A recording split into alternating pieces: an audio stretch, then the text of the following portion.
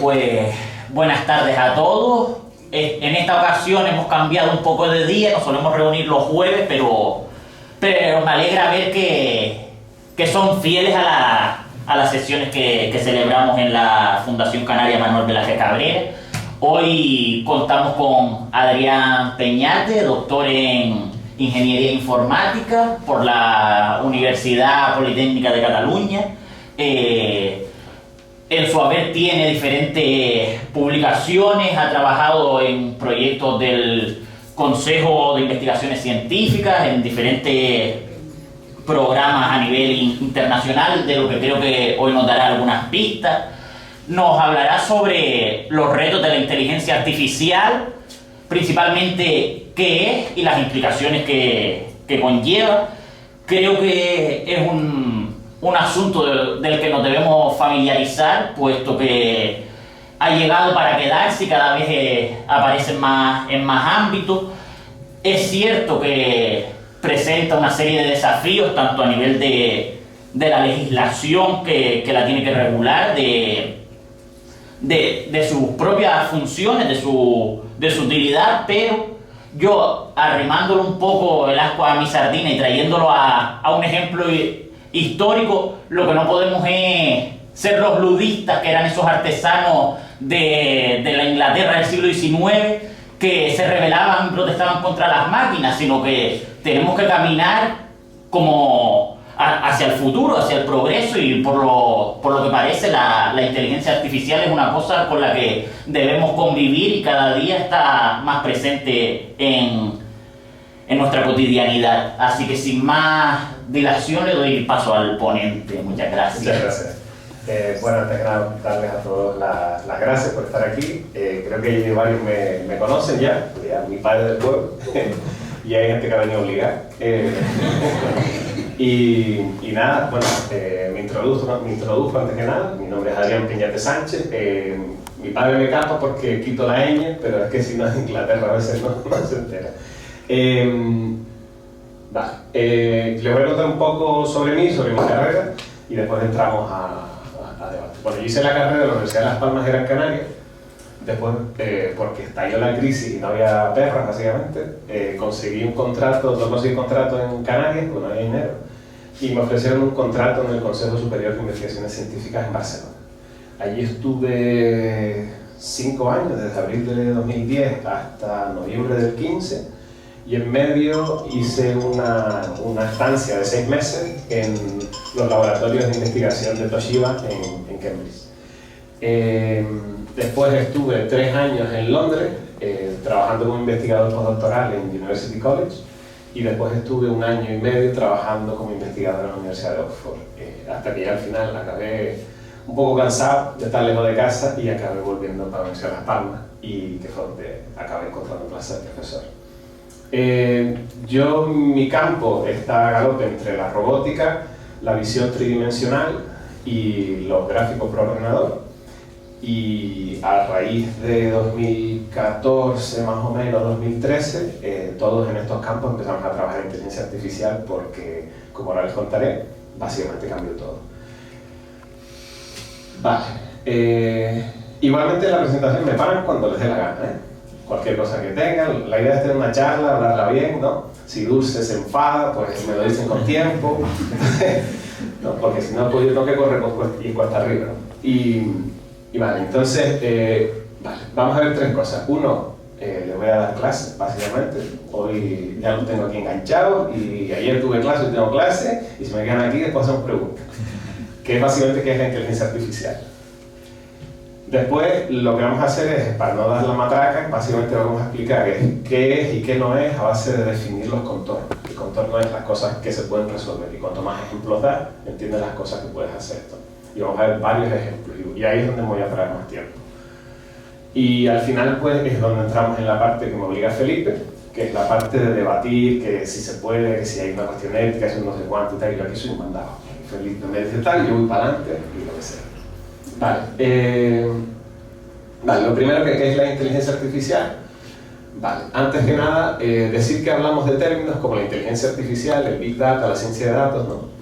Y muchas veces se habla de que esto es como un cambio y una revolución industrial, ¿no? Y es verdad que tiene una parte de eso, como veremos ahora. El mando va como el culo. Perdón. Va. Sí, entonces es verdad que a raíz de eso pues se puede generar mucho trabajo, desde los centros de datos que necesitan dar soporte, ¿no? Como vemos aquí, por ejemplo, en inversiones que está haciendo Microsoft, hasta diferentes tipos de aplicaciones, ¿no?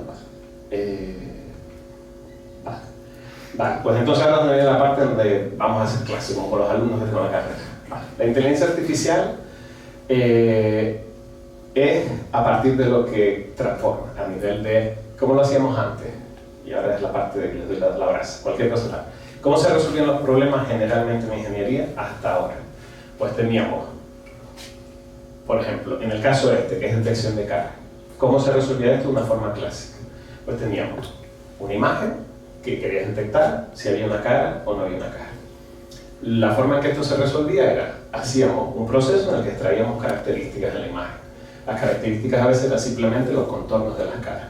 Después eso iba a una cosa que ya era inteligencia artificial, que era una pequeña inteligencia artificial, pero que estaba entrenada. Entrenada significa que le das ejemplos y él aprende a partir de ejemplos a encontrar los casos y a ser verdaderos o falsos. Pero se estaba haciendo todo esto de manera que primero crea unos datos de este estilo ya modificados que los hacen más fáciles y después pasas esta pequeña inteligencia artificial, pero con muy pocos datos. Y este es el modelo tradicional. Este modelo tradicional, con tú que nos da un 70%. En 2014, que es cuando de repente empieza el boom de la inteligencia artificial, esto cambia. Y cambia porque básicamente deciden que las bases de datos con las que estamos entrenando estos tipos de sistemas de ingeniería se multiplican. En esa época hay un movimiento de la Universidad de Stanford que crea una gran base de datos que se llama ImageNet, que básicamente pasa de tener bases de datos de 20.000 imágenes a tener bases de datos de 4 millones de imágenes. Entonces, ese cambio de información que ya estaba disponible para los investigadores hace que cuando un investigador, que fue el que se llevó el año pasado el Premio Nobel de Física, propone una nueva forma de resolverlo, consigue resultados muy superiores.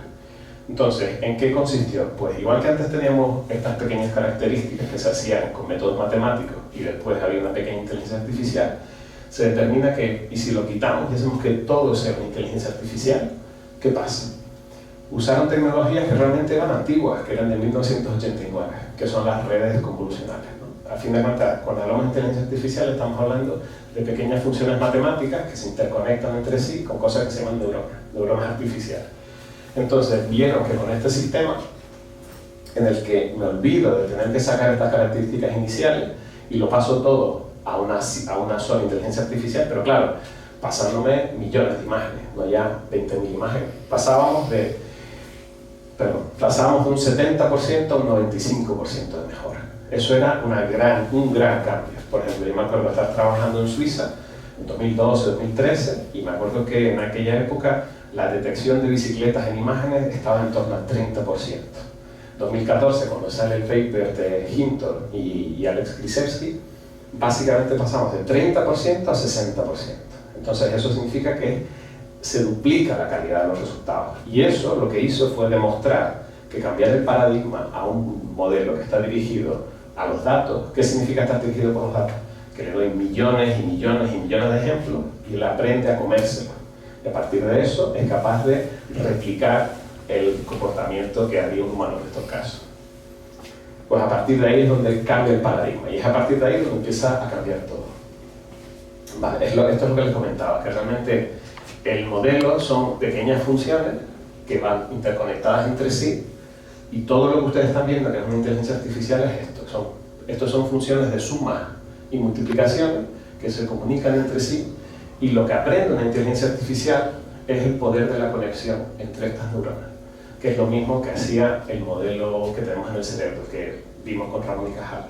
¿Vale? No sé si les suena la neurona artificial de Ramón y Cajal. ¿Vale? Pues eso simplemente, todas las inteligencias artificiales son así, unas más grandes, otras más pequeñas, unas con unos métodos que aceleran, otras que tal, pero todas son así.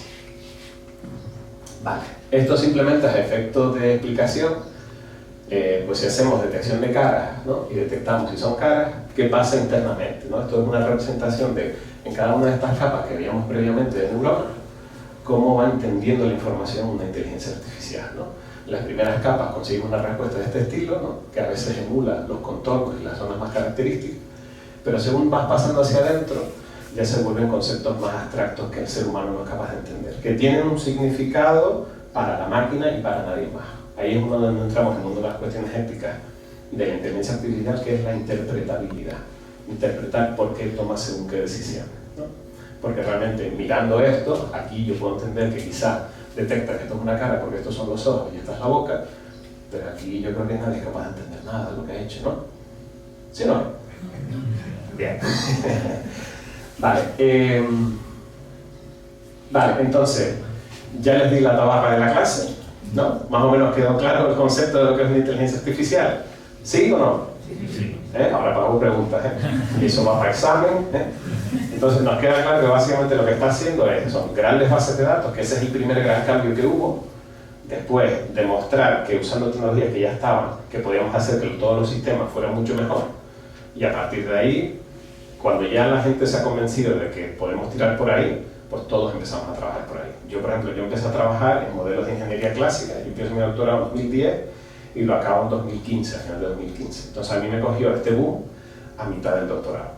Entonces nosotros empezamos a trabajar con modelos probabilísticos que lo que hacían era entender a partir de características, y lo hacíamos así, lo hacíamos así. Y a media doctorado pues, nos jodieron y básicamente tuvimos que estudiarnos todo cosas nuevas. Pero es verdad que la diferencia era abismal, y ustedes lo han visto. Ustedes sabrán que, por ejemplo, ahora cuando van a Mercadona y ven que te detecta la matrícula y que lo hace bien siempre, eso es una inteligencia artificial. Y eso antes de 2014 no funcionaba. Y ustedes saben que no funcionaba porque Mercadona y los supermercados no lo tenían. Los sistemas estaban, pero no se usaban. ¿Por qué? Porque no funcionaban. A alguien ahora mismo cuando va a salir de un parking se le atasca el coche porque no le detecta la matrícula. La mayor parte de las veces no. Y eso hablamos que hace un par de años esos sistemas no funcionaban, ¿no? Ustedes lo ven, por ejemplo, también alguien aquí con el móvil cuando le habla. Eso cuando yo estaba en el instituto o en la carrera, pues todos queríamos que nos cogieran apuntes automáticos. Esos sistemas funcionaban muy mal. Pero ahora cuando nosotros le hablamos al móvil o a la Alexa, te va a fetén, ¿o no? Es que va a fetén. Y la diferencia es que eso le ha metido una inteligencia artificial. Y a raíz de poder aprender de voces humanas, de repente ha mejorado una barbaridad. Y ahí es donde de repente algunos sistemas que llevan décadas siendo creados, ahora van mucho mejor y ustedes los tienen en casa o en el teléfono, ¿no? Pues eso es básicamente la inteligencia artificial. La inteligencia artificial no es inteligencia real, son modelos que aprenden a emular a partir de innumerables ejemplos que le hemos dado nosotros. Vale. Entonces, ahora lo que vamos a hacer es comentar ejemplos de qué podemos resolver con inteligencia artificial, ¿no? El primero que les voy a comentar fue, esto lo hice hace un par de años, pero el año pasado este trabajo se llevó el Premio Nobel de Química, ¿no?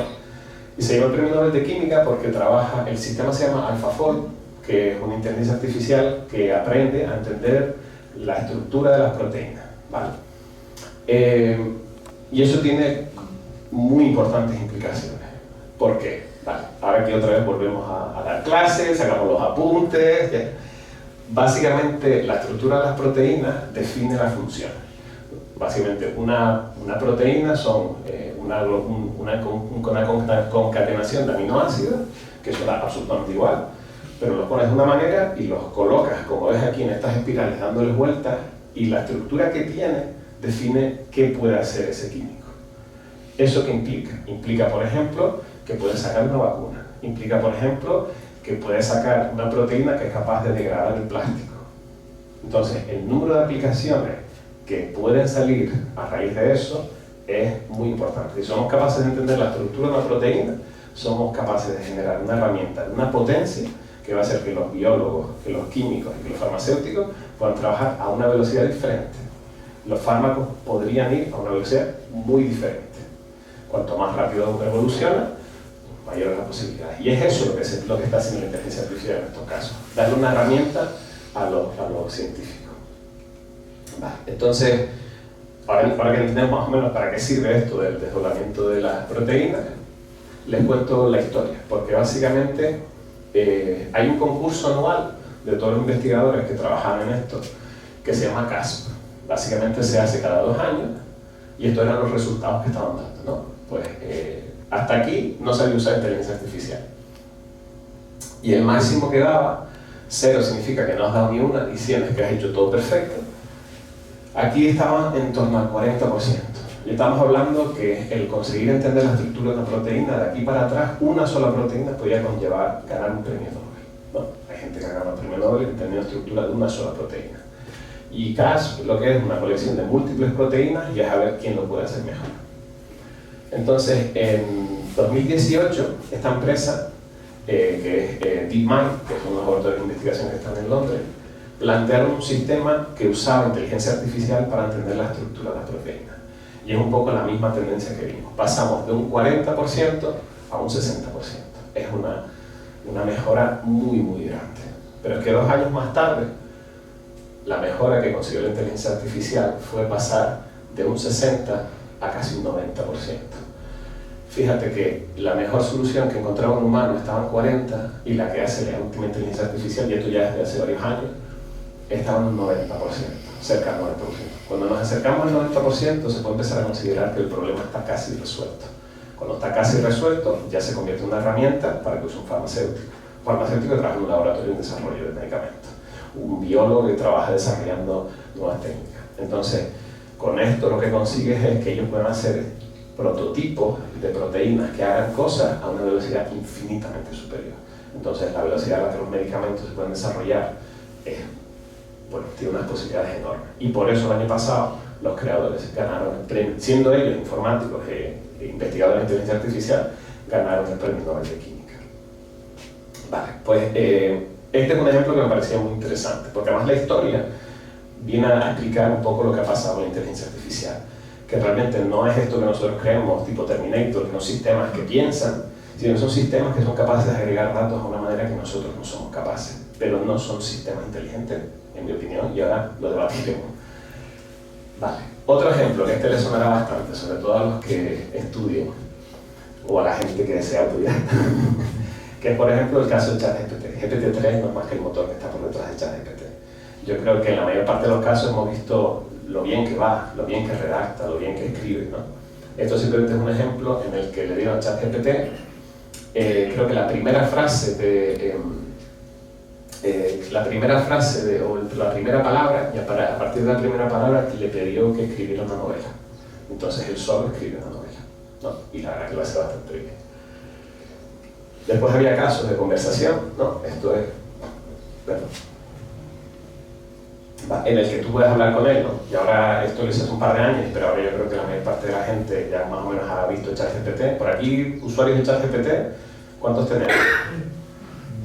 El estudiante. Sí.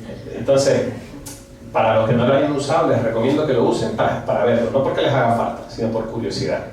Porque la capacidad que tiene de generar texto de alta calidad es muy alta, ¿no? Ahora, hago una más, por ejemplo, yo hace 2 años daba clase de una asignatura que era de escritura en inglés para ingenieros informáticos. Yo le dije a los chicos, yo la llevaba dando varios años, y los últimos años que la di, ya les dije a los chicos que usaran ChatGPT, y que entonces, como tenían ChatGPT, yo les iba a evaluar en base a la calidad de escritura que yo asumía que podían tener con ChatGPT. Igual que hace 3 o 4 años, si escribían mal en inglés, aprobaban. Ahora ya, te jodiste. Tienes la herramienta, es parte del negocio, entonces tienes que ser capaz de crear ideas. Eso es lo que no te hace ChatGPT. La estructuración de las ideas que tú quieres plasmar no te lo hace por ti. Pero lo que es escribir un párrafo bien en inglés, te lo hace perfectamente. No, por ejemplo, nosotros lo usamos cuando escribimos artículos, la primera versión que mandamos a un congreso, la hacemos a mano, porque eso, mis ideas no las puede sacar ChatGPT, pero cuando tengo una primera versión hecha, yo la siguiente versión se la doy a ChatGPT, que me la reescriba, y a partir de ahí la limpiamos un pelín, y la versión para revista, rapidito y en 4 días. Y incluso cosas como, por ejemplo, bueno, esto es simplemente un ejemplo de cómo escribir recetas de cocina, pero por ejemplo la traducción, ¿no? Yo para traducir uso esta inteligencia artificial que se llama DeepL, que básicamente consiguió unos resultados en traducción de español a inglés tremendos, incluso de inglés a español. Yo a veces escribo textos que los escribo en inglés o los escribo en español y la versión del otro idioma no la hago yo, porque es demasiado trabajo al final. Que yo necesito que haya un texto específico de muy alta calidad, bueno, por si lo hago. Pero si es algo genérico, por ejemplo, cuando yo volví a Las Palmas, estuve hasta que conseguí el primer contrato de la universidad, un añito ya. Y entonces el primer contrato que yo conseguí fue de investigador distinguido con un contrato del ministerio. Había que entregarlo en español, yo estaba con Antonio Falcón en aquella época, era catedrático de informática, y entre los dos lo hicimos en español. Pero la versión en inglés la pasamos por aquí, la revisas que no haya alguna cosita, pero en media hora, un texto de 100 páginas ya está hecho. Y lo mandas, y te puedes fiar de ello. Eso antes, no sé si ustedes ya no usan Google Traductor antes de la inteligencia artificial, eso no iba bien. ¿Por qué de repente los sistemas van bien? Porque justamente lo que hay por detrás es una inteligencia artificial que es capaz de entender cómo escribe el ser humano y es capaz de emular la escritura del ser humano, porque tiene una capacidad de coger absolutamente todo lo que ha escrito el ser humano y leérselo en cuestión de un mes, leérselo a nivel computacional. Y eso tú no lo vas a poder hacer nunca, ¿no? Entonces, lo que sí que se convierte en una herramienta para trabajar. Después hay problemas con estas inteligencias artificiales de modelos de lenguaje, porque, por ejemplo, ChatGPT, entrenarlo desde cero, una sola vez te cuesta 1 millón de euros a día de hoy. Entonces, cada vez que lo entrenas con nuevos datos o con un modelo nuevo o quieres hacer un cambio, estás para 1 millón de euros en electricidad y uso de máquina. Eso es bastante dinero, bastante dinero. De hecho, creo que han dicho que una parte de ChatGPT la van a quitar, porque ya no es rentable, ¿no? ¿No lo vieron el otro día? Van a quitar una parte porque no es rentable, porque cuando lo que te cobran a ti está muy por debajo de lo que ellos gastan en máquinas y electricidad. Entonces, van a quitar el modelo grande y van a poner los modelos pequeños que son más baratos, que tienen otros resultados. Vale, después otro ejemplo de para qué sirve la inteligencia artificial. A ver si te poniendo. Mira, sí. Esto es Google Waymo, que son los taxis sin conductor que hay en Los Ángeles y San Francisco. Básicamente, ¿para qué te sirve también la inteligencia artificial? Pues para poder tener este tipo de sistemas que van solos, ¿no? Por ejemplo, a nivel de conducir un vehículo, ya salió que ahora mismo los sistemas automáticos son mucho más seguros que el ser humano. Porque en Europa todavía eso no lo hemos visto, porque realmente esto por ley no está permitido ejecutarlo en según qué manera, pero el Tesla Autopilot, que en Estados Unidos tiene una versión diferente, ya sabe que cada 100.000 kilómetros se generan la mitad de accidentes que el ser humano. Entonces realmente no lo usamos por una cuestión política, lo usamos por una cuestión realmente de confianza en la población, y es razonable. Pero a nivel de números y resultados, estamos hablando de sistemas que generan la mitad de accidentes que el ser humano. Porque estos sistemas, a fin de cuentas, no se quedan dormidos. Estos sistemas no van borrachos al volante. Estos sistemas, además, no se despistan un momento mirando que me mandaron un WhatsApp, ¿vale?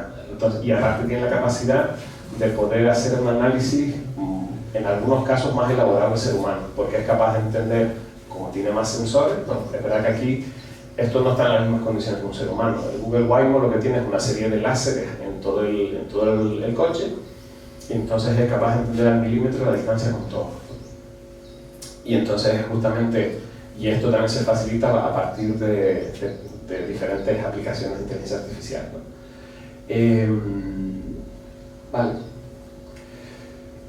Vale, después este es otro ejemplo en el que no puse el audio, porque a Angela Merkel ya lo hemos escuchado demasiado. Pero básicamente lo que está haciendo esto es un vídeo de Deutsche Welle, pues creo que es, y básicamente lo saqué de YouTube, en el que automáticamente, según habla en alemán Angela Merkel, es capaz de traducir directamente, entendiendo lo que ha hablado, y transcribirlo, ¿no? Y es otro ejemplo de cómo la inteligencia artificial ha aportado a este tipo de sistemas, que es lo que hablamos de, por ejemplo, lo bien que van estos sistemas ahora en el móvil. ¿Se atascó? Vale. Este que les enseño es uno que hicimos nosotros. A ver si arranca. Vale. En esto lo que estábamos haciendo era un experimento que hicimos en Oxford, que es básicamente para localizar robots. Dame un segundo que lo paro. Le dan un segundito de para atrás. Vale. Entonces, fuimos a este bosque y lo que nosotros vamos a hacer es, vamos a coger el robot una vez, lo vamos a pilotar nosotros. Eso va a servir al robot para tener una experiencia inicial y después dejamos que el robot vaya solo. Y el robot, a partir de esa primera vez que nosotros lo hemos llevado como ejemplo, que es esto que hablamos de los datos, a partir de esos datos que nosotros hemos dado, tiene que ser capaz de localizarse en este bosque, ¿no?, para hacer este recorrido, y tiene que ser capaz de saber dónde está para poder navegar solo, ¿no? Y eso tiene una parte matemática, pero tiene una parte que tiene que usar la inteligencia artificial, porque cuando esto se hace en ciudades, las ciudades tienen características mucho más fáciles de reconocer. Hay edificios, hay calles, pero en un bosque es más complicado, ¿no? Entonces ahí es donde nosotros planteamos una situación, un modelo que usa la inteligencia artificial para poder reconocer esto. A ver si arranca. Mira, entonces vale, la primera pasada es el mapa que nosotros hicimos, primero paseando al robot nosotros. En total son 3 kilómetros. Entonces, esta es lo que está viendo el robot y esto es lo que está en la cámara real. Cuando ustedes vean que se iluminan de colorines algo, eso significa que el robot en su navegación ha detectado algo que conocía previamente. ¿Ven? Aquí, por ejemplo, que aquí he detectado unas estructuras que aprendí con la inteligencia artificial cómo se representaba. Entonces, una vez detecta dónde están, se recoloca, otra vez se ha colocado, otra vez. Entonces, a partir de esto que estábamos haciendo, que es justamente lo mismo que usan los sistemas de pilotaje automático, conseguimos que los robots puedan navegar solos. Vale.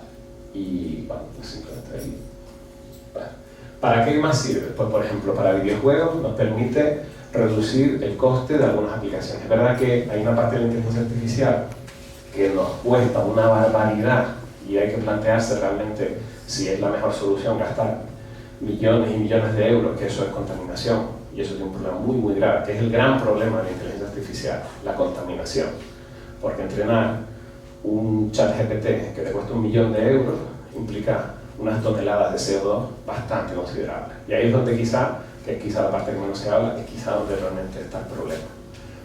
Pero bien aplicado en algunos casos podemos hacer que sea lo contrario, ¿no? En este caso, esto lo que está haciendo es, por ejemplo, para un videojuego, simular fluidos. Fluidos es pues, el gas de un humo, el fuego, este tipo de cosas, ¿no? Entonces, esto es un método tradicional y esto es un método que usa inteligencia artificial. Este método tarda más de un día en calcular esto y esto lo hace en aproximadamente 1 hora.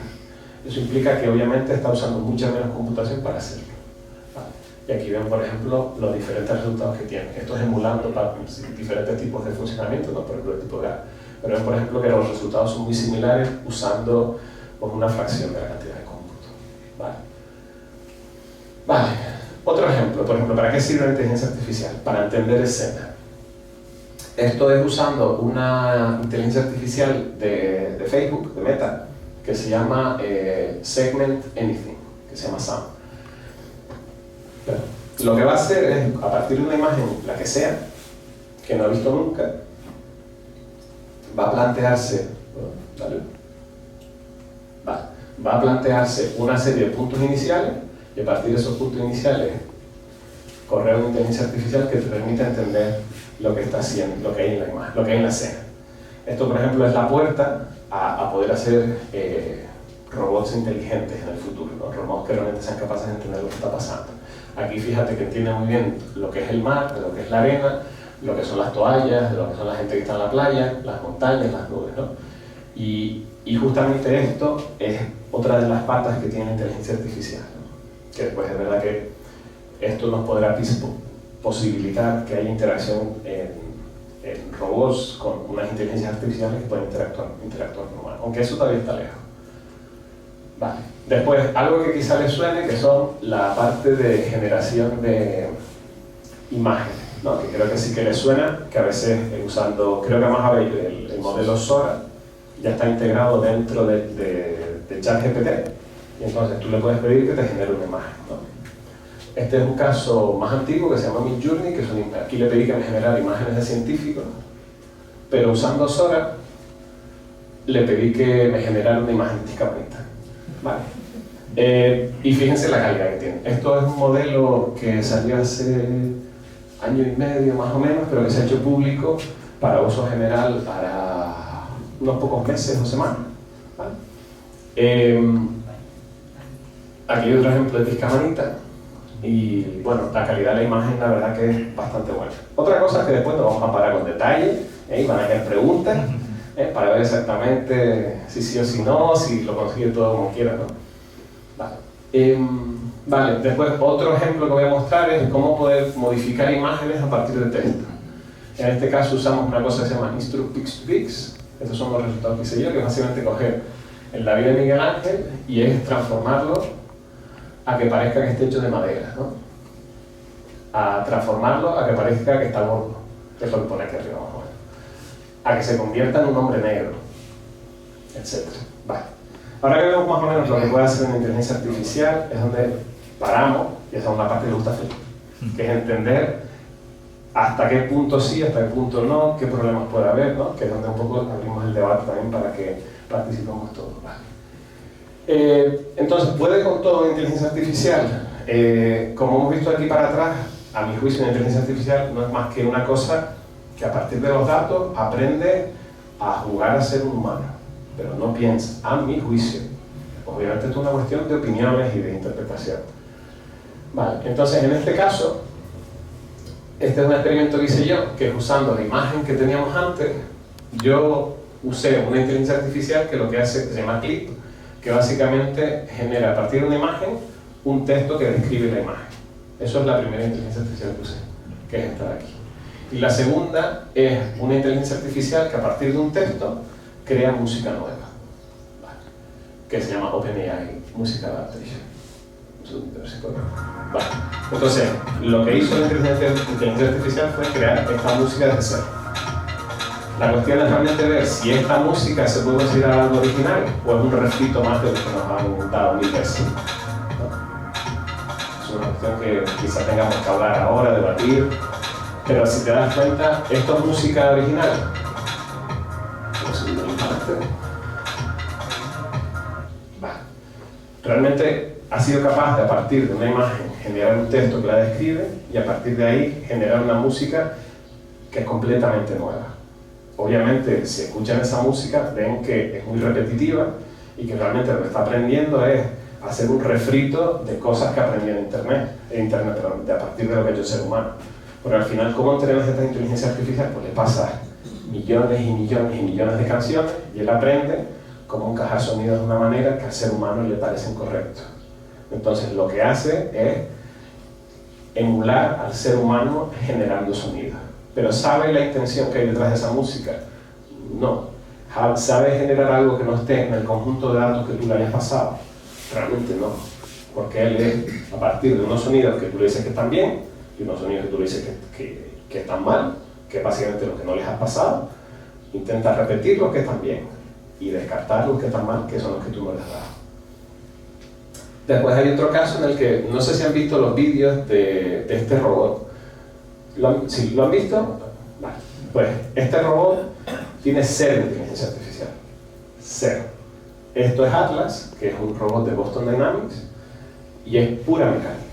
Y a veces cuando pensamos que esto es inteligencia artificial, aquí no hay nada. Es verdad que después de esto crearon un laboratorio para empezar a trabajar en inteligencia artificial, que pagan muy bien y que varios amigos se han ido a trabajar ahí, pero cuando hicieron esto tiene cero de inteligencia artificial. Esto no es inteligencia artificial. Esto es un robot que funciona muy bien y que tiene mucho mérito lo que han conseguido, porque realmente han conseguido, ingenieros mecánicos han conseguido controles del robot de muy alta calidad. Vale, entonces ahora ya los deberes, ¿no? Ahora ya los deberes. Vale, pues igual que antes generamos imágenes, yo generé esta imagen. ¿Vale? Esta imagen, mi pregunta es si es una imagen real o falsa. ¿Quién dice que es real? Hay que levantar la mano, ¿eh? Pues si no, suspendido. ¿Quién dice que es real? Parece real. ¿Quién dice que no es real? Que levante la mano. Vale. Pero los que han dicho que no es real, o los que han dicho que es real, quiero que me digan por qué. Porque esa es la clave. Es muy fácil decir que es real o no es real, pero ¿cómo sé yo que es real o que no es real? Los colores son muy vivos. ¿Los colores son muy vivos? Puede ser. El reflejo de las gafas Puede también ser. es El demasiado reflejo. exacto. ¿El reflejo de las gafas que dijiste? Demasiado exacto. ¿Exacto en qué sentido? En el que se ve todo muy bien y es como si fuera un espejo prácticamente. Vale, pero eso lo podríamos hacer con Photoshop, ¿no? Sí, En una imagen de Instagram le pasa esto. eso sí. una imagen real en Instagram, yo le paso unos filtros, yo sé sacar la foto y puedo hacer que me quede. Pero hay dos cuestiones que a mí me dicen que esto no es real. La primera es que, fíjate que sale la montaña sale en las dos lentes. Eso es físicamente imposible. Físicamente imposible. Si tú te paras a mirar lo que debería pasar, esto es una imagen real. Cuando tú generas una imagen con una montaña enfrente, ten en cuenta que las dos lentes que tú tienes se comportan como un espejo, ¿no? Entonces realmente si tú te ves la cara en una parte del espejo, no te ves en la otra parte del espejo, aunque sean dos lentes diferentes. Entonces aquí te pasa eso, aquí ves un cacho de la montaña, aquí ves que sigue la montaña y ves el otro cacho de la montaña. ¿Y ahí qué ha pasado? Que me ha pintado la montaña dos veces, pero me la pinta de puta madre, eso sí, ¿no? Hay otro detalle que no sé si me lo saben reconocer. Es verdad que, fíjate que lo que se le da muy bien es coger y emular la textura de una foto real hasta puntos donde ha evolucionado una verdadera barbaridad. Entrenar eso también cuesta millones de euros y son toneladas de CO2, que sé, pero toneladas. Hay otro detalle. ¿Alguien lo ve? Uy, ¿qué pasó? La cremallera. Para mí hay más, pero la cremallera. Fíjate que una cremallera tiene una estructura. Todos hemos tenido cremallera. Pero aquí se está inventando el patrón como le da la gana. Como le da la gana. Eso no es una cremallera, eso es algo pintado que parece una cremallera.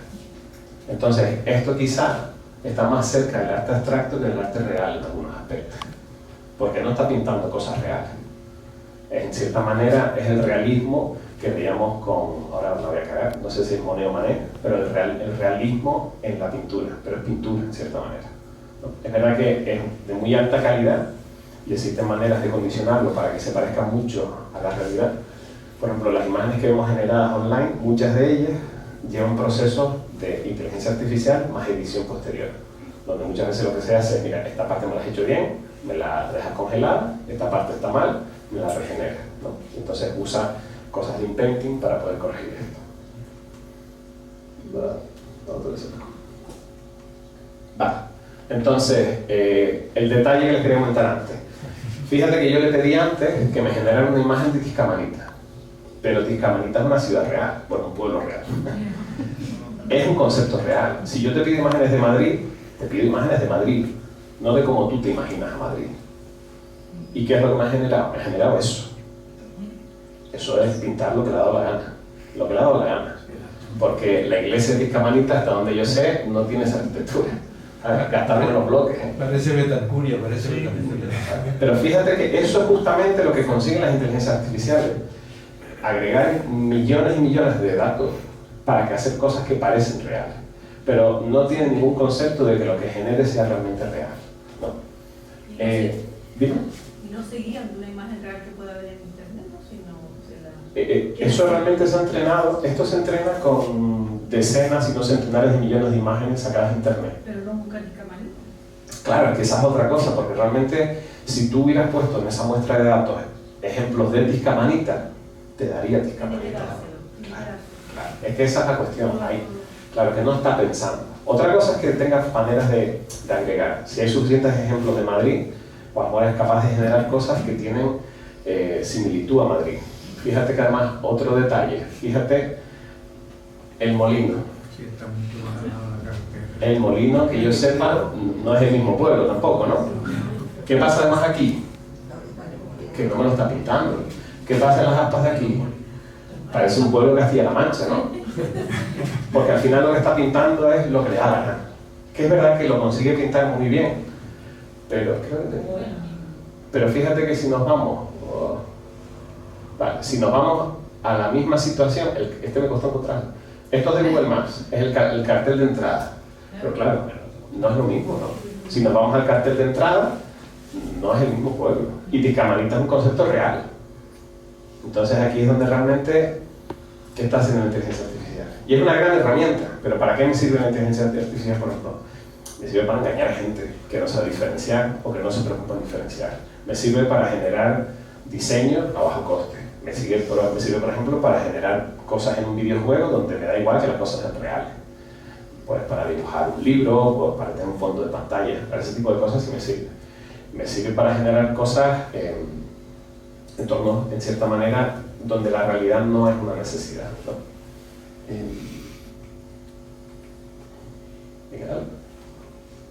Vale, entonces, aquí es donde ya empiezo a comentar otras cosas. Por ejemplo, yo le pedí que me generara imágenes de científicos. Esta es una inteligencia artificial de hace un par de años, pero me sigo explicando. Aquí la calidad no es tan buena. Entonces, me generó estas imágenes de científicos, tomando cerveza básicamente. ¿Qué notan en estas imágenes? ¿Ven algo raro en esas imágenes? Yo le pedí que me genere una imagen de un científico bebiendo cerveza. Y son estas. ¿Cuál es el problema aquí? Que le da color a las cosas. ¿Perdona? Que le da color. Hay cuestiones de calidad de imagen, que sí es verdad que es una cosa de las imágenes, pero no es lo que quiero decir. La calidad de imagen en este caso me preocupa menos. Pero ¿qué pasa aquí? Son todos hombres blancos, ¿no? De mediana edad. Yo le dije que tenía que ser un hombre blanco de mediana edad. Me pintó creo un negro. La segunda. Me pintó un negro aquí y me puso dos mujeres aquí. Y punto. Este es el problema que puede tener. Esto no es culpa de la inteligencia artificial. Esto es el problema de los ejemplos que yo le he dado para entrenar la inteligencia artificial. Que es que podemos hacer que la realidad sea una diferente. Si yo no le paso ejemplos de un mundo donde hay mujeres científicas, o un mundo donde hay asiáticos, que además son la inmensa mayoría de los investigadores del mundo, chinos investigando, hay miles y miles y miles, y no sale ni uno. ¿Por qué? Porque él no es inteligente. Lo que está haciendo es, a partir de lo que yo le doy, aprendo a escupirlo. Eso no es inteligencia, a mi juicio. Entonces, el problema que tiene este tipo de tecnología es que realmente podemos empezar a usarlas, asumir que van bien, y que sin embargo hay parte que está por detrás que realmente contiene sesgos, discriminaciones en cierta manera. Eso es una de ellas.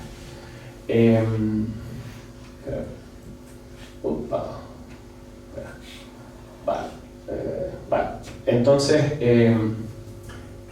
a manera de anécdota, esto le pasó a Google hace un par de años, que generaron un detector de personas, animales, de objetos y nada, donde detectaba como gorilas las personas negras. ¿Por qué? Porque no le dieron suficientes ejemplos de negros con etiqueta de persona. Entonces, y si nosotros de repente empezamos a usar esto en sistemas, como pasa en China, esto en China se usa para sistemas de seguimiento de la población, ¿no? China, no sé si conocen el sistema de crédito social, no sé si lo conocen, ¿sí? Bueno, en China tú tienes un carnet con un crédito social, tienes 900 puntos, por decir de una manera. Depende de cómo tú te comportas, esos puntos suben o esos puntos bajan. Entonces, y hay cámaras en la calle que detectan lo que tú haces. Hay sistemas que están cogiendo tus multas, o cuando pagas la hipoteca, o cuando pagas las facturas del teléfono, que lo meten en el sistema. Entonces, si tienes cámaras en la calle y seguimiento de personas y en la calle, para China, es impresionante la cantidad de cosas que hay. Impresionante. Entonces, si nosotros empezamos a hacer estos sistemas para cosas tan importantes, hasta el punto que si tu crédito social baja, tú no puedes moverte de tu provincia. Tú no puedes pedir una hipoteca. Entonces, si es, y lo pongo como un ejemplo, porque esto no es solo China, es que es una dictadura, esto pasa en países actuales. Lo que le pasó a Google fue justamente un sistema que detectaba personas y que asumía que eran gorilas las personas de color negro. Entonces, claro, aquí es donde sí que estamos. ¿Y esto es culpa de la máquina? No es culpa de la máquina, es culpa de la persona que le dio los datos, por generar conjuntos de datos que no representan la realidad. Entonces, aquí es donde entramos en un debate ético. Por resumir, yo creo que para mí, ¿no? Y esto es mi visión, fundamentada en mi conocimiento y en lo que hemos visto, creo que estamos con la inteligencia artificial en un caso que es similar al que pasó en 1996 con el ajedrez. Hasta el 96 pensamos que el ajedrez era el máximo exponente de la inteligencia humana. Y en 1996 una máquina que era más tonta que era un padre fue capaz de destrozar a una de las mayores figuras del ajedrez mundial, que era Garry Kasparov. Entonces, ¿qué es lo que pasó en aquel momento? ¿Que creamos una inteligencia más potente que el ser humano? No. Lo que pasa es que nos dimos cuenta que el ajedrez no era una cosa inteligente. Y aquí es un poco lo que estamos viendo con la inteligencia artificial. La inteligencia artificial nos viene a definir qué cosas que nosotros tomamos como cosas inteligentes lo son de verdad. Entonces aquí es donde realmente está la cuestión. ¿Qué problemas puede tener la inteligencia artificial? Pues hay cuestiones que intelectualmente no requieren demasiada creatividad, que sí que pueden ser reemplazadas por una inteligencia artificial. Trabajo de personas que no tienen unas altas capacidades, que pueden ser reemplazadas por una inteligencia artificial. Eso es lo que viene a definir, ¿no? Por ejemplo, no es tanto que hayamos creado una máquina inteligente, sino que nos hemos dado cuenta que lo que nosotros llamamos como inteligencia no era inteligencia real, no era creatividad. Era algo que mediante una máquina lo podíamos resolver. Y aquí yo creo que estamos ante lo mismo, ¿no? Lo que nos lleva a exactamente entender cuáles son los grandes problemas que tienen estas tecnologías, ¿no? Este es Geoffrey Hinton, que fue el que en 2014 fue el autor de aquel paper que fue el precursor de todo, que fue el que se llevó el premio Nobel de Física el año pasado por ese trabajo y por sus directores. Y lo que él dijo es que, fíjate lo que pone aquí, exploited by bad actors. Lo que te está diciendo es que estas tecnologías pueden ser explotadas por malos actores. Si esto cae, y ya puede caer en manos de gente que lo use mal, ¿para qué te puede servir? Para engañarte. Si ahora puedes generar voces humanas falsas y puedes generar correos que parecen reales, pues la cantidad de correos que puedes recibir engañándote, pues está ahí. Y cada vez va a ser más difícil darte cuenta cuando te están estafando o cuando es un correo de verdad. Que ya nos pasa, que te llegue un SMS o un WhatsApp o lo que sea, que te vienen a estafar. A mi madre y a mi tía hace un par de años les llamaron de un banco diciéndole esto y aquello. No, usted tiene una cuenta, que no tienen ni idea. Han encontrado 4 detalles o una factura y te están intentando engañar.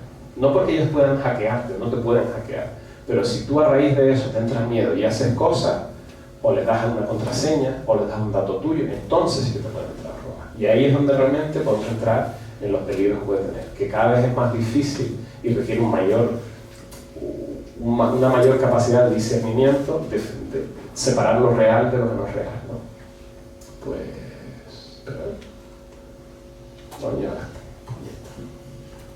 Vale. Bueno, y simplemente ya acabo, y bueno, pues simplemente, que no será inteligente, pero las imágenes son bonitas. ¿Vale? Pues nada, muchas gracias, y ahora cualquier cosa que quiera comentar.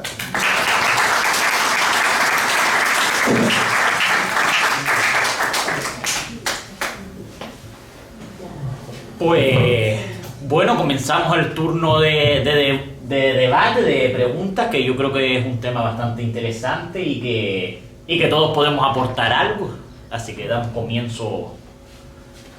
Sí, le pedimos que quiera hablar, que utilice el micro, y la razón es para que quede grabado y todo lo vamos bien. Hola, buenas tardes. Felicidades por la presentación. A mí ahora se me ocurría un detalle y una película, Matrix, que se ha hablado mucho sobre su implicación en la realidad, no realidad, en que nosotros vivimos en una subrealidad.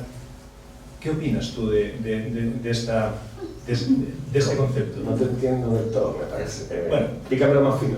Bueno, Matrix, sabes de que es una película y que nos presenta un mundo real cuando realmente el protagonista está viviendo en otro mundo. Vale.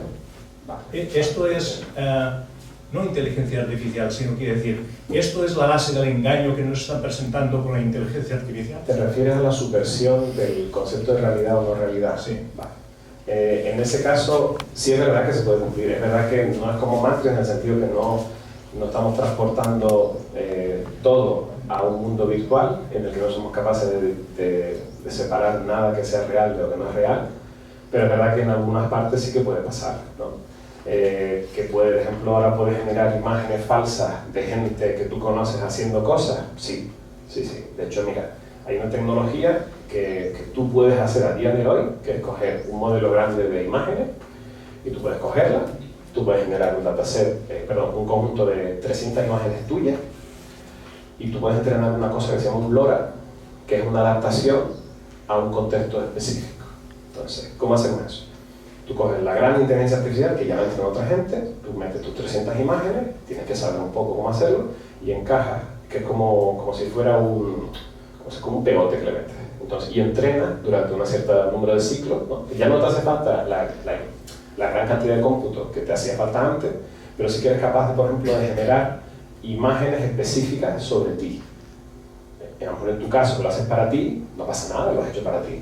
Pero ¿qué pasa, por ejemplo, si una pareja, el chico o la chica, rompen y en venganza genera una base de datos de 300 imágenes de su pareja y empieza a generar imágenes pornográficas de esa persona? Eso a día de hoy se puede hacer. Y la puedes generar perfectamente con la cara de esa persona y la empieza a diseminar. Eso a día de hoy se puede hacer y no te hace falta grandes cómputos. Tú puedes coger el modelo de Stable Diffusion, el Stable Diffusion XL, que es uno que es público. Tú te buscas ese dataset, además como ha sido tu pareja, tienes las imágenes en el WhatsApp, se han frito a imágenes durante años, y tú tienes después eso que se lo pasas y entrenas un LoRa.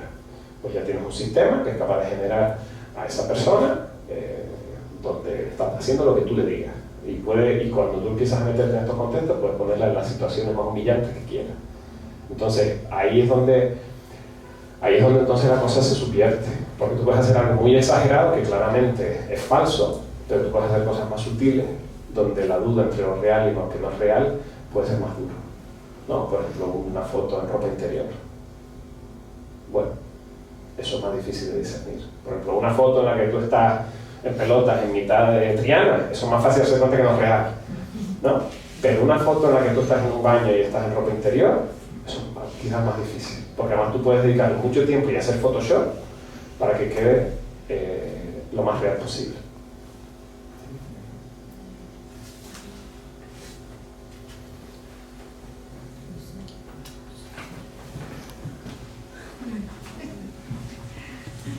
Gracias, Felipe. Interesantísimo porque desde un mundo que está a la distancia, está muy presente, pero está también muy distante porque lo entendemos un poco. Pero en todo caso, los dilemas que se están planteando son los mecanismos de verificación, las marcas de agua en un sentido que las imágenes no puedan llegar a ese nivel de realidad para subvertir la realidad. Eso digamos que sería un mecanismo o cualquier otro mecanismo que nos permita saber lo que es real y lo que no es. Eso de alguna forma. Y después esto también nos plantea, cuando estabas hablando antes de los coches autodirigidos o sin tripulante y tal, pues claro, o sea, lo interesante es que estas máquinas también aprenden de los sensores, no solo de lo que nosotros le aportamos. Probablemente, que es lo que al final ensancha mucho el nivel de aprendizaje, es que si tú sensorizas, digamos, la vida cotidiana, que es un poco lo que están haciendo ahora los chinos, pues de alguna forma le estás aportando una cantidad de información importantísima que puede procesar y puede convertirse en decisiones que a medio plazo tomará alguien en base a todos los datos que hay. Me parece que esos dos elementos son muy, uno por la potencialidad tan enorme que tiene, y el otro porque de alguna manera tenemos que poder diferenciar, y evidentemente nuestros ojos, nuestros oídos y hasta ahora nuestra forma de pensar no está preparada para hacer ese tipo de diferenciaciones sutiles, a veces tan sutiles que no llegamos. Sí, aquí además se unen dos cosas. Por ejemplo, en cuanto a lo primero que decías, que era lo de los sensores, es verdad que cuando entras en sensores elaborados como los láseres, el ser humano no está equipado para entenderlos en tiempo real. Tú puedes. De hecho, yo trabajaba en Oxford en análisis de láser mediante inteligencia artificial. Eso el ser humano no lo puede hacer. Entonces, nosotros estábamos generando análisis de nubes de puntos láser en 46 milisegundos. Básicamente estábamos generando, no me sale la división, pero con tú que hacíamos por segundo 200 inferencias de nubes de puntos, por ejemplo.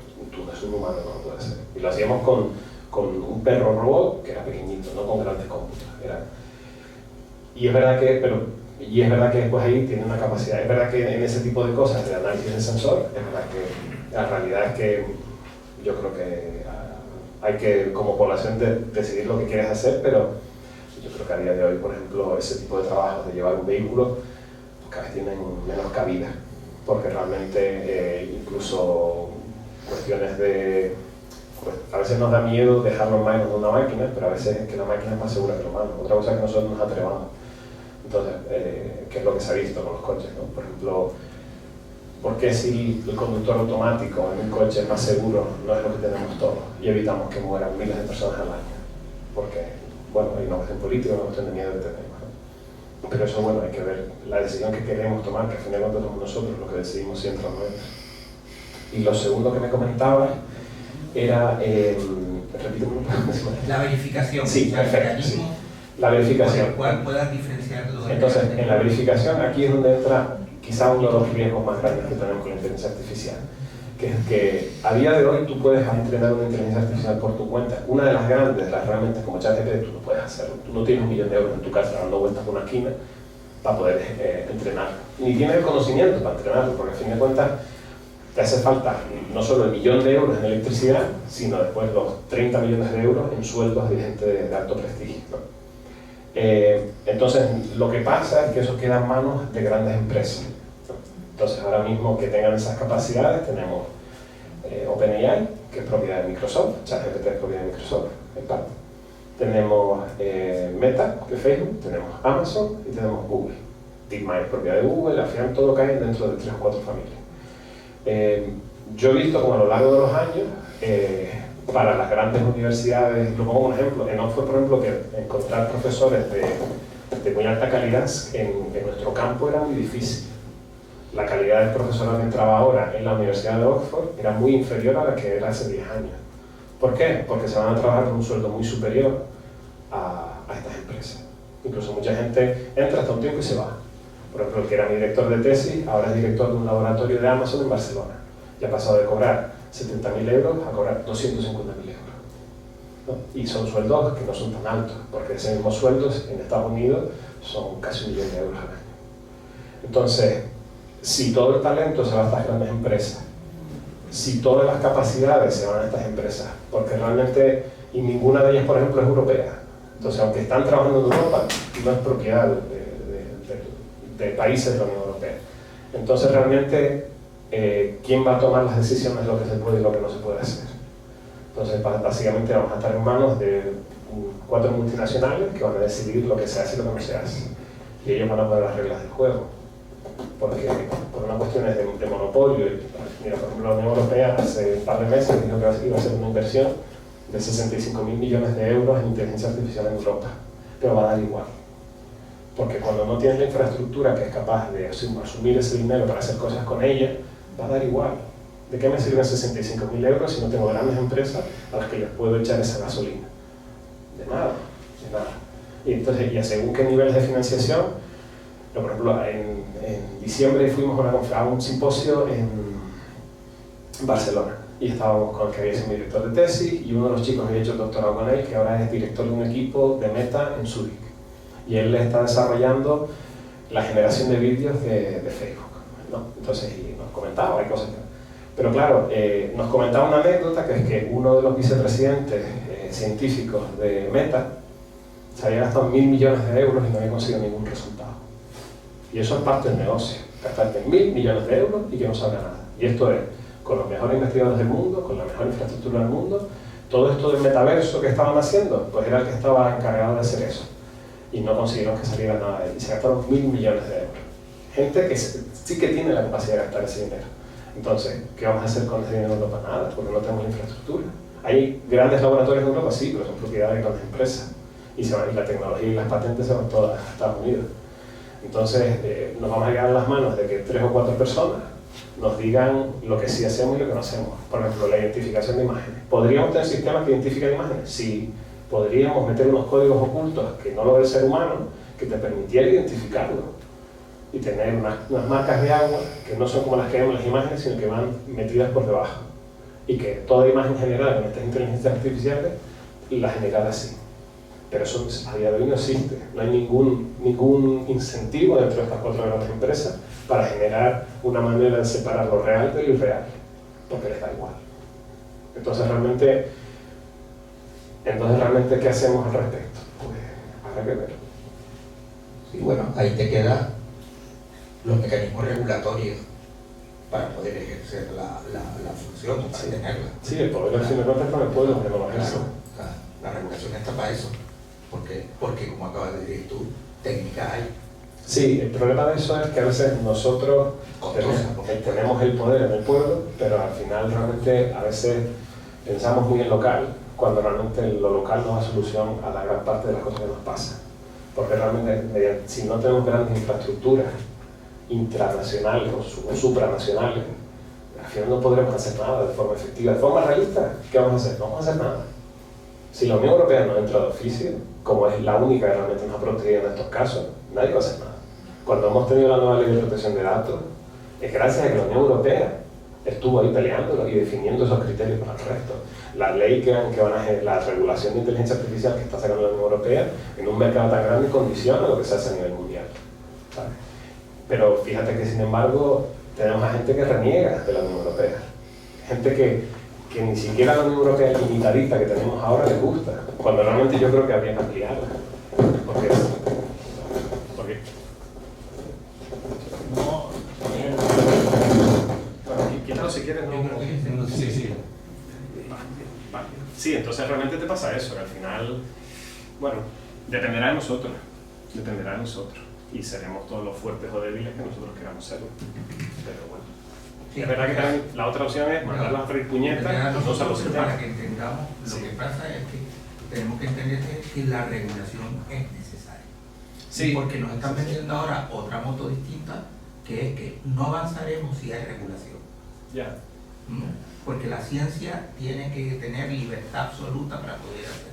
La ciencia que ellos Lo que que pasa se es que genera, yo ahí sí que separaría lo que es la parte de ciencia de la parte de producto. Porque yo sí que estoy de acuerdo que a nivel de ciencia yo tengo que tener libertad de cagarla. Pero eso no significa que se permita que eso pase a ser un producto que te puedo poner en tu teléfono. No, son entornos diferentes, ¿no? Entonces realmente que tú puedes hacer pruebas, que es verdad que todo esto realmente, fíjate que puede que todo esto que estamos viendo se vaya al garete de su propia mano. Lo que decíamos el otro día, el modelo grande de ChatGPT, que es oferta de pago, lo van a quitar, porque no es rentable.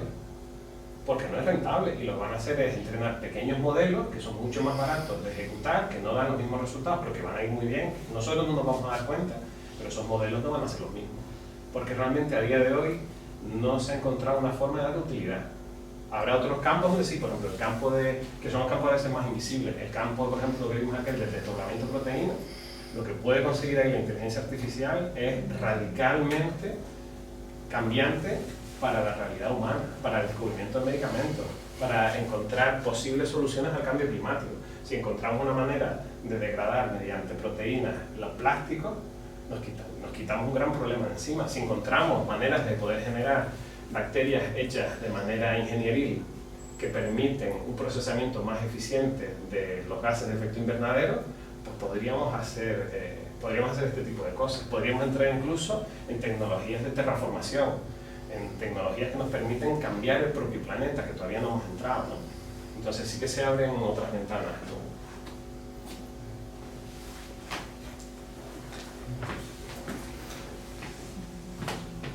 Yo iba un poco por esa línea de lo que estaban hablando ahora.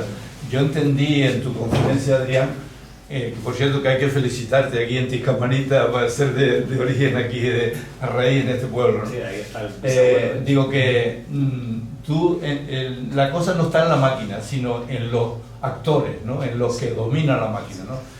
No solo los que la crean, sino los que la controlan, ¿no? Y entonces en ese sentido, estás ahora hablando, se estaba comentando ahora, el problema es en manos de quién vamos a estar, porque claro, si toda esta movida nueva la están controlando unas cuantas personas, unas cuantas multinacionales, concretamente la gente más rica del mundo, o sea, esa pequeña minoría que dominan todas estas tecnologías y que tienen esos millones para hacer todo eso, entonces el problema que tenemos en la humanidad en los años futuros para esta gente joven que estamos por aquí, no los viejos, sino la gente joven, el mundo que viene es un poco problemático, ¿no? Porque si todo eso va a estar controlado para que nos digan lo que es verdadero, lo que no es verdadero, para engañarnos constantemente, para hacernos ver lo que no es, en fin, o sea, se puede utilizar todo eso para hacer el bien o se puede utilizar para destruir a quien quieran destruir, ¿no? Mi pregunta es, ¿hay camino? ¿Cuál es el futuro? ¿O tu mirada como científico, como técnico, es esperanzada? ¿Crees que esto puede ir por buen camino, en la línea que decía Tony, ¿no? ¿Esto se puede regular, se puede controlar? Yo creo que se puede regular, y lo que pasa es que también después, a nivel de mi perspectiva de futuro, yo soy optimista porque realmente tú miras la historia de la humanidad y que hayamos sido controlados por grandes empresas en el pasado, ya pasó. La compañía de Indias británica dominaba todo el subcontinente indio, hasta que hubo unos conflictos y entró el gobierno británico. Pero estamos hablando que el imperio británico estaba corrido por una serie de empresas. La compañía de India, la compañía del Caribe, la compañía de las Áfricas, y eso eran empresas privadas. Por ejemplo, los bancos nacionales en su momento eran empresas privadas. El Banco de Inglaterra es una empresa privada. Entonces, que esos intereses y que esas empresas que nos controlan ya han estado y siempre han estado ahí.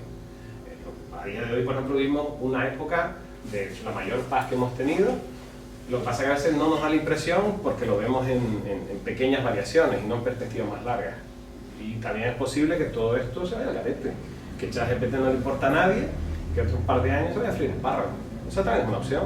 Facebook, por ejemplo, empezó que iba a ser lo que iba a cambiarlo todo y ahora Facebook no lo usa nadie. Nadie. Hay un par de personas un poco más mayores que sí que comunican cositas ahí, pero pregúntale a los chicos jóvenes cuántos tienen Facebook. Nadie. Los viejos usamos Sí, Facebook. realmente la población de Facebook ahora mismo es esa. Entonces Facebook iba a ser lo que lo iba a cambiar todo, lo que iba a regular todo. Por ejemplo, yo me acuerdo cuando yo acabo la carrera sobre 2008, 2009, toda tu vida estaba en internet. Tú encontrabas, tú ponías el nombre de alguien, te salían imágenes por todos los lados. Ahora eso ya no pasa. Entonces, también puede ser esa opción, que de repente ChatGPT, pues de repente ya no es rentable, porque ¿hasta qué punto estás tú dispuesto a pagar ChatGPT? Cuando te cuesta 20 euros al mes, vamos a ver si, pero cuando ya te empieza a costar 300 euros al mes, ¿lo sigues pagando? ¿Qué pasa? ¿Por qué Facebook se fue al garete? Pues uno de los motivos fue porque el Facebook original no hacía dinero. Era abierto. Era abierto. No, abierto siempre lo fue y lo sigue siendo. Abierto en el sentido que cualquiera lo puede usar sin pagar, pero no generaba dinero. Igual que, por ejemplo, les pasa a muchas de las aplicaciones. WhatsApp durante muchos años no generaba dinero.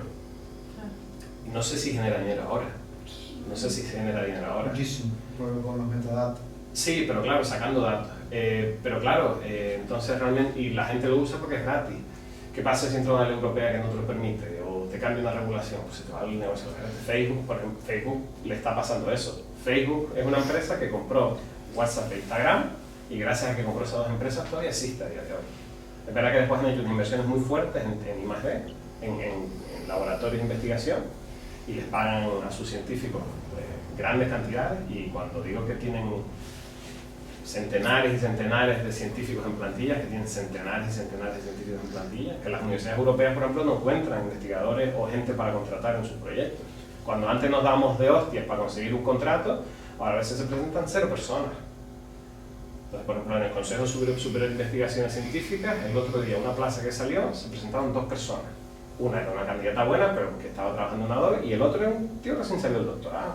Eso hace 10 años, ¿quién era? Era gente con 10 años, 15 años de carrera. Entonces, está cambiando de dónde puedes reclutar. Entonces, eso cambia bastantes cosas. La calidad de lo que sales está tremendamente enlazada con la calidad del que contrata. Entonces, las universidades pasan al final. Entonces, bueno, a nivel de perspectiva de futuro, hay muchas partes. Realmente, lo que vaya a pasar dependerá de lo que la gente permita que pase. Y depende de los gobiernos que entren. No creo que sea principalmente nuestro mayor problema a día de hoy.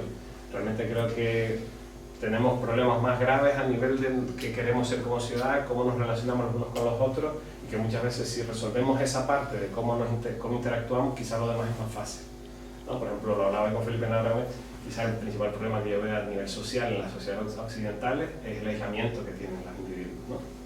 Cada vez está la gente más sola.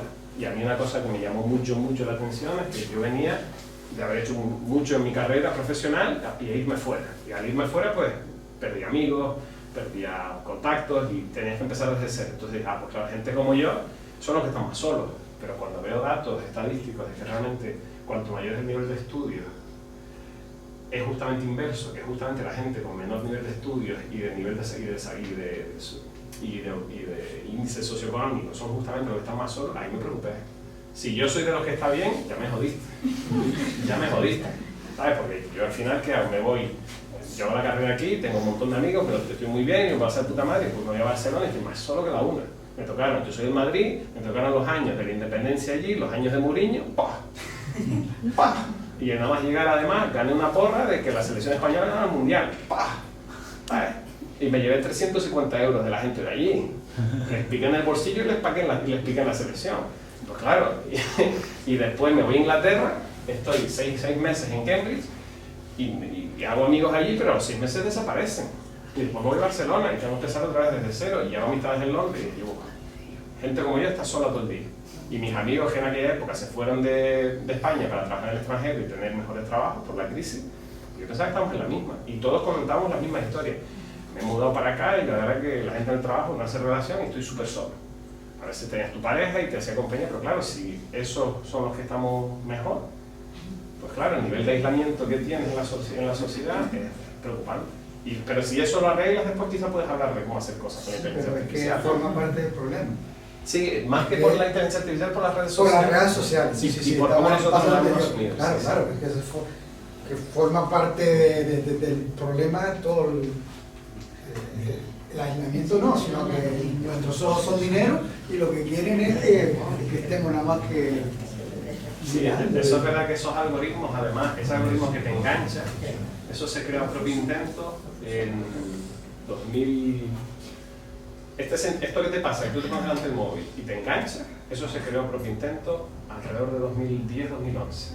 Y viene porque, no sé, ¿ustedes llegaron a usar Facebook en 2008, 2009? No sé si lo llegaron a usar cuando estaba al principio. Pues al principio Facebook era como una carátula tuya que tú te ponías tus mini aplicaciones, hablabas con tus amigos, hacías no sé cuánto y ya está. Y eso no hacía dinero. Entonces lo que lo transformaron a como un feed de noticias que iban saliendo cosas una detrás de otra. Te iban saliendo publicidad, te iban saliendo noticias de cosas y tal. Y eso se cambió a propio intento para generar un algoritmo muy adictivo en el que tú consumieras noticias una detrás de otra, que son noticias de este estilo, para generar cada vez que tocabas una de esas noticias, publicidad. Y eso se hizo a propio intento para hacer que Facebook ganara dinero. A raíz de que lo hizo Facebook, lo hicieron muchos otros después. Y se generó ese algoritmo en el que se vuelve adictivo y además es que hay trabajo muy serio a nivel de análisis psicológico por detrás para que tú te vuelvas adicto. O sea, que no ha sido por casualidad, hay un trabajo serio de sociológico de cómo conseguir que tú estés tantas horas. Y se ha conseguido el algoritmo en que al final tú estás dándole una y otra vez y al final te das cuenta que se te han ido 3 horas. Sí, yo hace más de 10 años fui a una conferencia en Las Palmas donde estaban presentando una aplicación para coleccionar Chrome y los tíos no... La definición de la aplicación era con los 2 tipos de personalidades de la neurociencia que querían captar y era al revés, es decir, pues para enganchar a este tío tenemos que procesarlo de esta forma. Entonces hacían la aplicación de cómo enganchar y estamos hablando de Las Palmas, digo yo, Dios mío, ¿dónde estará Facebook? ¿Dónde estará eso? O sea, que está claro que los ojos es lo que genera dinero. Yo quería preguntarle si la inteligencia artificial va a contribuir a fortalecer las democracias o por el contrario va a pasar como las redes sociales, que los dueños de las plataformas son los que están dirigiendo hoy la sociología, es decir, la inteligencia artificial, cuántas manos están y quiénes son los dueños de la herramienta. Yo creo que el problema no va a ser la inteligencia artificial porque yo la conclusión que llevo es que la inteligencia artificial está más cerca de ser un martillo que de ser un actor político. Entonces realmente al final siempre son las personas las que deciden qué hacen con ella. Entonces nosotros lo que decidamos que queremos hacer con ello dependerá de lo que pase si las democracias se fortalecen o se vuelven más débiles. Porque realmente depende de nosotros. Nosotros sabemos, hay un momento en el que lo que hacen las redes sociales, por ejemplo, que es realimentar lo que nosotros ya pensamos. ¿Eso realmente es culpa de las redes sociales o es que a nosotros nos gusta que nos den la razón? ¿Qué pasa con el Brexit, por ejemplo? Que a mí me pilló allí en Inglaterra. La realidad era importada. Hay un grupo de gente en esta sociedad que es grande, que le da igual la realidad. Ellos quieren sentirse inteligentes mediante validación de lo que ellos ya piensan. ¿Por qué? Porque tenemos una sociedad que no te permite equivocarte y reconocer tus errores y tus carencias, porque en cuanto eres tonto para toda la vida. Aunque todos somos tontos al principio. Entonces, si no permites que la gente sea tonta, se equivoque y progrese, entonces no puede haber espacio para aceptar un error, aceptar que la información que tú creías sobre este partido político o esta decisión política o esta cuestión nacionalista quizá no estaba basada en la realidad, quizá no era en tu mejor interés. A día de hoy, por ejemplo, mucha gente que votó a favor del Brexit o que vota a favor de Trump está convencido que esto es lo mejor que ha pasado. ¿Qué es lo mejor que ha pasado? Entonces, realmente, ¿las redes sociales aquí son los culpables? ¿O somos nosotros los que realmente hemos cogido el anzuelo porque nos interesaba cogerlo? Yo siempre creo que al final es una cuestión de los individuos de la sociedad y de las decisiones que toman. Por ejemplo, ¿y a qué le damos valor? Que las redes sociales son un catalizador de según qué cosas y que las inteligencias artificiales pueden ser un catalizador de según qué cosas, puede, pero al final te bajas a lo mismo, que al final son las sociedades humanas las que gobiernan lo demás. Y al final es que es el primer huevo o la gallina. Yo en este creo que justamente eso lo decían sobre Vladimir Putin hace unos años. Si Putin había cambiado Rusia o si Rusia había creado a Putin. Y yo estoy convencido que es que Rusia ha creado a Putin. Porque ellos fueron permitiendo que él entrara, nos venía bien, nos reivindicaban, nos daba un sentimiento nacionalista, somos un país quizá más conservador y menos desarrollado a nivel sociológico, y entonces a los homosexuales en la casita tapados y que no se sepa nada. Las relaciones, este tipo de cosas. Consiguieron a alguien que les interesaba. Y a mí me da la impresión que con las redes sociales y la inteligencia artificial pasará lo mismo, que será lo que nosotros querramos hacer con ellas. Por ejemplo, ¿qué pasa ahora con las redes, con la inteligencia artificial? Yo a día de hoy, yo doy clases de programación y de bases de datos. Yo a los chicos les insisto por activo y por pasivo que no las usen, porque van a suspender. El año pasado tuve un ejemplo. Yo daba fundamentos de la programación 1 y programación 2 de primera ingeniería informática. Yo empiezo a trabajar con los chicos y los primeros días, ¡pah! 10 todo. Hacíamos exámenes toda la semana, 10 todo. Pasan 2 semanas, ya no lo hacían en 10 minutos, pero seguían sacando el 10. Pasan 6 semanas y ya en 2 horas no les daba y sacaban un 6, un 3, un 4. Y cuando pasaban 8 semanas, directamente no lo sabían hacer, sacaban un 0. ¿Por qué? Porque las inteligencias artificiales a veces te da la impresión, ChatGPT te da la impresión que funciona y que lo que te da te lo resuelve. Pero la parte que no te está contando es que se equivoca. Entonces, el proceso de cómo tú lo usas es tuyo. La culpa es tuya. Y si yo te insisto por activa y por pasiva que si tú lo haces así es que no estás aprendiendo a poner el código como toca para que tú aprendas y no estás construyendo el conocimiento que a ti te permite hacer una tarea, pues te lo estoy diciendo todas las semanas. ¿Qué me pasó? Bueno, hubo gente que no lo usó desde el principio y hubo un 60-70% que sí lo usó. Y de esos una parte me hicieron caso. Entonces aprobaron las 3 primeras semanas, después sacaron 0 y después como me hicieron caso empezaron a sacar 10. Y después fueron a la segunda programación, me hicieron caso y sacaron matrícula. ¿Qué pasó con los que no me hicieron caso nunca? Además hay un chico en concreto que es que lo tengo marcado a fuego. Que además lo tengo este año otra vez en clase repetidor y vuelve a ser igual de majadero. O sea, pues 0. Este año, por ejemplo, di las notas del examen que hicimos esta semana, que es de programación. Se presentaron 16 pibes. De esos 16 pibes hubo 2 10, un 9,5, un 6 y el resto todos suspendidos. De esos suspendidos, que son 11 o 12, hay un 1, un 2 y el resto son 0. ¿Por qué? Porque a veces también hay que mirarse uno mismo en el espejo y decir, te lo estoy diciendo, no lo uses así, no te va a servir. Pero pasas 3 kilos de mí y usas una inteligencia artificial que no te permite aprender. Y otro tema era la regulación. Las redes son universales y las regulaciones son nacionales. ¿Cómo encaja eso? Fíjate que ahí es donde entraba yo con la Unión Europea. La Unión Europea tiene la capacidad de tener un mercado suficientemente grande como para que una multinacional no se pueda permitir perderla. Y gracias a la Unión Europea tenemos una ley de protección de datos que hace que nuestros datos no puedan salir de Europa. Otra cosa es que de manera ilegal se lo saquen, pero eso es un delito. Y se busca a esa gente y se les pone. Pero gracias a que la Unión Europea lo peleó, nuestros datos no pueden salir de Europa, no pueden ir a China, no pueden ir a Estados Unidos, donde van a un servidor que tú ya no controlas. Lo mismo se está haciendo ahora para la inteligencia artificial. Se está redactando una legislación europea de inteligencia artificial. ¿Cuál es el problema con la Unión Europea? La Unión Europea es una institución extremadamente capaz, extremadamente inteligente, porque la gente que está en la Unión Europea, la verdad que no sé si algunas han tenido que lidiar con instituciones europeas directamente que están allí, y hay organismos técnicos que son de mucha calidad, y que funcionan administrativamente de una forma mucho más limpia que los que tenemos aquí. Pero es débil a nivel político, ¿no? Por ejemplo, que no podamos quitarnos detalles como lo de Víctor Orbán, según nos va votando según qué cosas a nivel de la Unión Europea, porque te hacen falta cuestiones unánimes, pues es un problema. Y eso haría falta fortalecerlo. Por ejemplo, si pasamos a un ejército europeo, como tiene pinta que es lo que puede que pase, tiene sentido que hagamos gastos nacionales redundantes para tener capacidades militares que vamos a estar pagando 2 veces por lo mismo. Pues si fortaleciéramos la Unión Europea, quizás nos podríamos gastar menos dinero, ¿no? y volver y tirar de instituciones más fuertes, ¿no? Y porque las Naciones Unidas están en bragas, ¿no? ¿Qué sería el candidato ideal? Lo que pasa es que las Naciones Unidas están tocadas de muerte. Sí, ya, pero es una cosa así supranacional, mundial. Sí, pero para eso tiene que haber voluntad. Y lo que sí que tenemos es la Unión Europea. Quizás deberíamos tener mayores competencias a nivel europeo. Por ejemplo, la conexión. Sí.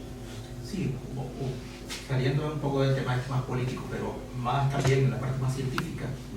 Aquí se plantea una cierta confrontación o dicotomía entre, que ya es clásica porque también ocurrió cuando los ordenadores, entre la competencia entre la inteligencia artificial y, digamos, la inteligencia humana, en el sentido de si el uso intensivo o incluso el uso muy en las edades de más juventud, de aprendizaje, utilizamos excesivamente o de alguna forma masivamente, vamos a llamarlo así, la inteligencia artificial, algunas capacidades que se suponen más propiedad de nuestro pensamiento pueden verse debilitadas. O sea, que es el debate si la inteligencia artificial es útil en la escuela o si es contraproducente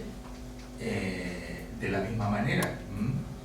Y esto también tiene que ver un poco con los móviles y con una serie de elementos que estamos añadiendo ahí, que puede ser, yo no tengo la respuesta, o sea, pero sí creo que es un buen debate, porque evidentemente esto es una novedad. Puede pasar lo que tú dices, que la novedad pase, que veamos que no es tan útil, que es muy efectista, que ahora que estamos tan pillados o tan enganchados con los medios como el teléfono o tal, pues resulte que ocupa casi todo el espacio de nuestra vida, pero que a medio plazo eso se vaya debilitando y se vaya recuperando cierta realidad, o sea, cierta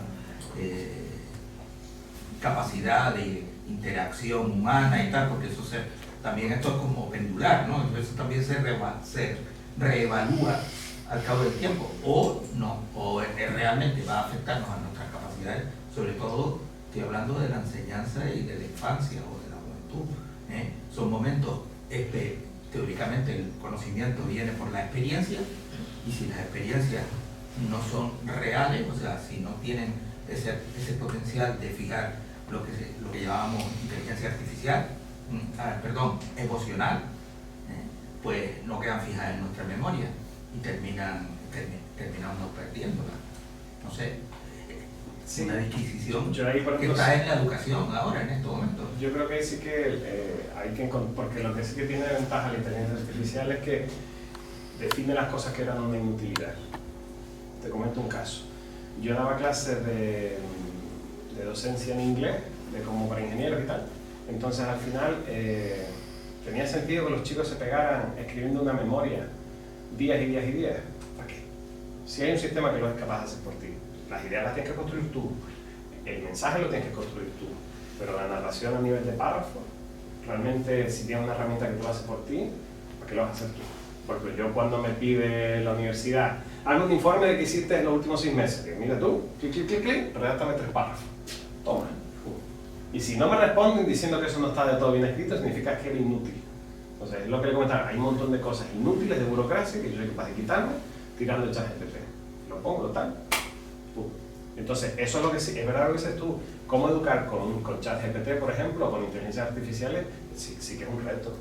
Pero que realmente tendríamos que encontrar maneras de usarlo de una forma que multiplicara la productividad también. Es verdad que, por ejemplo, tiene cosas ChatGPT que son extremadamente útiles. Si tú eres, por ejemplo, un buen programador, yo, por ejemplo, le pongo cómo hacer análisis de sentimientos a partir de textos que escribe la gente, sobre todo por los mensajes de Twitter, entender si esa persona está triste, enfadada, si está contenta, si está... Pues yo conozco cómo eso se hace, pero no sé con qué librerías lo puedo hacer, ¿no? Con qué herramientas, ¿no? Entonces yo escribí, un amigo me lo pidió, yo escribí, dime con qué puedo hacer análisis de sentimientos, de texto, no sé cuánto. Y me dijo, mira, usas esta librería, usas estas funciones, usas estas cosas. Y en un momento, yo eso me lo resuelve, no me lo resuelve, pero me da la pista para empezar a trabajar. Y me aumenta mucho más la productividad porque me necesito estar 2 días mirando, contrastando, chequeando, y ya voy a tiro hecho. Eso sí que es una gran ventaja. Y eso es una forma donde podemos hacer que la gente gaste el tiempo en la parte intelectual del proceso. Ahí es donde iba yo con el ajedrez. ¿Tiene sentido, por ejemplo, que sepamos multiplicar? No sé si tiene sentido a día de hoy. Los currículos educativos que tenemos no han cambiado lo suficiente como para representar la realidad que tenemos. Hay una parte de ellos que todavía es industrial, que estamos enseñando a la gente a ser contables para estar en una mina y llevar los números de la mina, ¿sabes? Y estamos siguiendo enseñando a la gente las mismas cosas de memorización. Y aunque en teoría el marco educativo tendría que haber cambiado a un marco competencial, eso no es real. Estamos todo el día memorizando como meter en el examen. De menor medida que se hacía antes, pero todavía estamos ahí. Entonces realmente, ¿qué procesos de creatividad, de lógica, eso quizá donde, y si a eso le junta la parte de inteligencia artificial, pues puede ser o un plus o un algo negativo. Pero eso es encontrar, a nivel de los educadores, encontrar la forma de hacerlo. Y hay maneras, lo que pasa es que hay que ponerse, hay que trabajarlas y hay que asimilarlas. Probablemente no sean tan rentables. ¿Rentables en qué sentido? Económicamente hablando para las empresas. Ah, no, claro. Eso es diferente.